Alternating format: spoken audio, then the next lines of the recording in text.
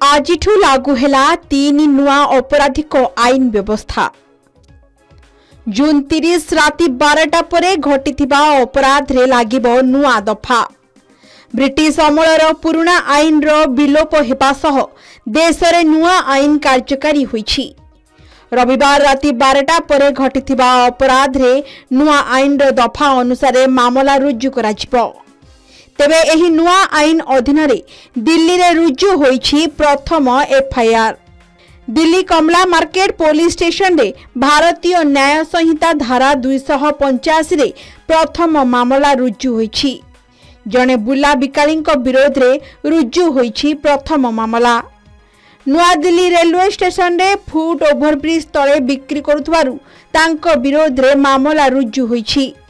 अन्यपटे नुआ आईन को नहीं दिल्ली पुलिस लोकों को सचेतन करिछि। विभिन्न स्थान रे पुलिस पक्षरु नुआ आईन संपर्कित पोस्टर मरा जाइछि।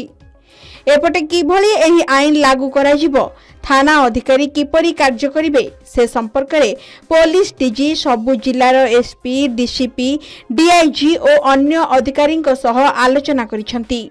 एही अनुसार एसपी माने समस्त थाना अधिकारी को किभली नुआ आईन आधार रे मामला रुजु करिवे से नै परामर्श दैछंती।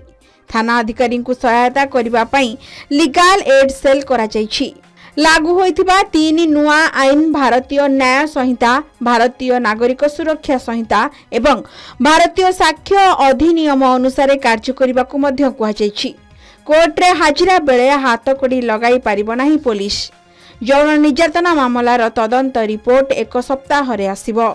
2 मास रे चार्ज फ्रेम हेबो। सेहिपरि पलातक अपराधी विरोध रे 90 दिन रे मामला रुजु हेबो।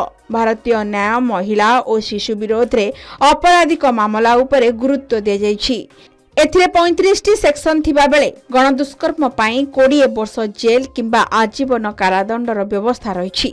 नाबालिका गणदुष्कर्म मामला रे दोषी साब्यस्त हेले फांसी और आजीवन कारादंडर प्रावधान अछि। मिथ्या प्रतिश्रुति और परिचय गोपनीय रखी शारीरिक संपर्क रखिले एहाकू अपराध बोली नुआ नियम रे विवेचना कराजिबो। पीड़ितांक बयान महिला अधिकारी उपस्थिति रे तांक बासभवन रे और अभिभावकंक उपस्थिति रे हेबो।